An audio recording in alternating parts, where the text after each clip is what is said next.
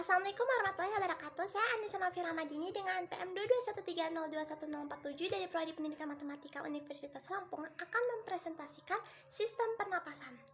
Jadi, pernapasan atau respirasi adalah oksidasi makanan dengan tujuan memperoleh energi atau ATP dengan cara menghirup O2 dan mengeluarkan CO2. Organ pernapasan sendiri terdiri dari hidung, faring, laring, trakea, bronkus, bronkiolus, dan paru-paru. Hidung merupakan bagian teratas dari alat pernapasan. Terdapat rambut halus yang gunanya untuk menyaring udara yang masuk. Selaput lendir berfungsi untuk melembabkan udara dan mengubah suhu udara agar sesuai dengan suhu tubuh. Saraf penciuman digunakan untuk mendeteksi bau. Lubang hidung kanan dan kiri dibatasi oleh sekat hidung. Rongga hidung berhubungan dengan rongga mulut. Hidung terdiri dari 3 bagian. Yang pertama ada vestibulum, berada tepat di belakang lubang hidung. Permukaannya ditutupi jaringan epitel yang terdapat rambut dan kelenjar yang terdapat pada kulit. 2. Daerah ujung saraf penciuman, berada di bagian atas rongga hidung. Yang ketiga ada daerah pernapasan, daerah terbesar dari rongga hidung di mana banyak menghasilkan lendir. Lalu yang kedua ada faring atau tekak. Faring atau tekak adalah saluran yang panjangnya sekitar 12-14 cm. Faring adalah tempat terjadinya persimpangan antara saluran pernapasan dengan saluran pencernaan. Di bawah tekak terdapat pangkal tenggorokan yang disebut laring. Nah, laring atau pangkal tenggorokan adalah struktur kompleks berbentuk kerucut terbalik yang tersusun atas 9 tulang rawan dan sejumlah otot yang panjangnya sekitar 3-4 cm. Tulang rawan terdapat pada pintu masuk laring disebut epiglotis. Epiglotis adalah suatu klep yang bertugas mengatur pergantian perjalanan udara pernapasan dan makanan pada persimpangan tersebut. Pada laring juga terdapat glotis dan pita suara. Ada beberapa otot yang mengatur ketegangan pita-pita suara sehingga bergetar dan timbullah suara. Oleh karena itu, ketika kita makan lalu kita tersedak, itu karena klep atau epiglotis. Nah, trakea atau batang tenggorokan merupakan pipa yang panjangnya kira-kira 11 cm dan terletak di depan esofagus. Dinding trakea terdiri atas 3 lapis, yaitu lapisan luar, jaringan ikat, yang kedua ada lapisan tengah yang terdiri dari otot polos dan cincin tulang rawan, yang ketiga ada lapisan terdalam, terdiri dari jaringan epitel bersilia yang menghasilkan lendir untuk menangkap benda-benda asing yang akan masuk ke dalam paru-paru. Yang selanjutnya ada bronkus. Bronkus adalah bagian yang menghubungkan paru-paru dengan trakea. Tiap bronkus terdiri dari lempengan tulang rawan dan dindingnya terdiri dari otot halus.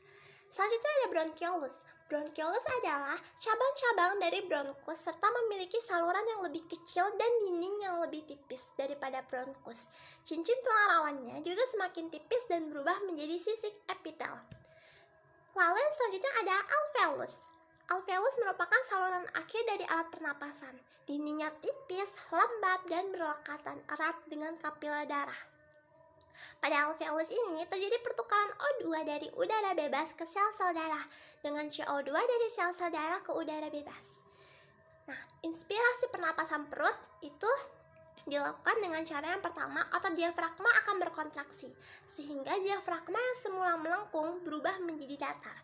Lalu yang kedua, keadaan diafragma akan mendatar mengakibatkan rongga dada dan paru-paru akan mengembang. Lalu terakhir, tekanan udara yang rendah dalam paru-paru akan menyebabkan udara dari luar masuk ke dalam paru-paru sehingga terjadilah inspirasi pernapasan perut. Nah, kalau ada inspirasi pasti ada expirasi. Expirasi pernapasan perut sendiri terdiri dari yang pertama, otot diafragma akan merelaksasi, kemudian diafragma akan kembali melengkung.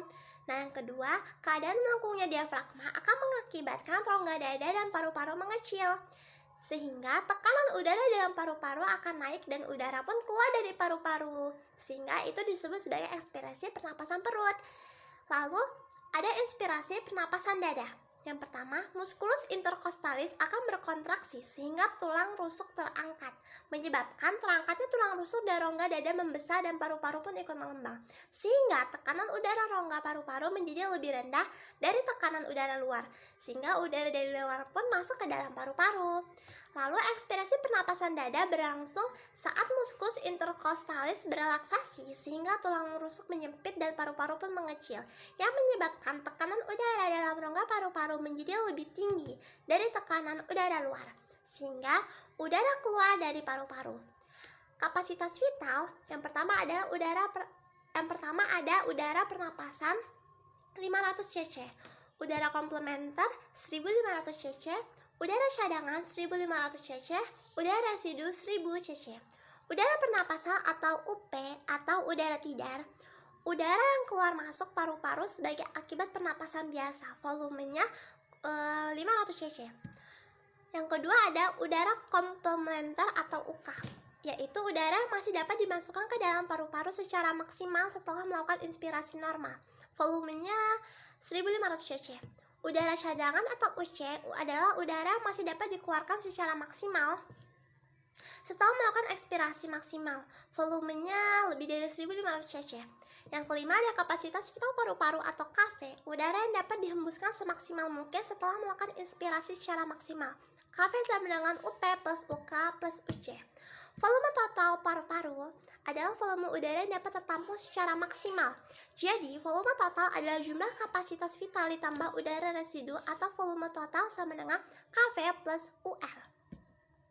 Faktor-faktor yang menyebabkan perbedaan kapasitas udara manusia. Yang pertama ada cara seseorang melakukan pernapasan. Yang kedua, kekuatan manusia bernapas. Yang ketiga, posisi badan seseorang yang melakukan pernapasan. Nah, upaya menjaga sistem pernapasan pertama ada rutin berolahraga. Jadi, ketika tubuh kita aktif bergerak, sistem peredaran darah di tubuh yang kaya akan oksigen akan mengalir dengan lancar menuju jantung. Dari jantung, darah akan dialirkan ke seluruh tubuh yang salah satunya berfungsi membuat organ pernapasan, terutama paru-paru, akan terjaga kesehatannya. Yang kedua ada mengonsumsi makanan bergizi. Kita harus memperbanyak makanan bernutrisi yang dapat menjaga organ pernapasan, yaitu makanan yang mengandung vitamin A, vitamin C, vitamin E, zinc, kalium, selenium, dan magnesium. Lalu yang ketiga ada rajin mencuci tangan, banyak minum air mineral, tidak merokok, menghindari paparan populasi, rutin memeriksa kesehatan secara berkala, dan sebagainya. Nah, sekian yang dapat saya sampaikan. Terima kasih telah menonton. Assalamualaikum warahmatullahi wabarakatuh.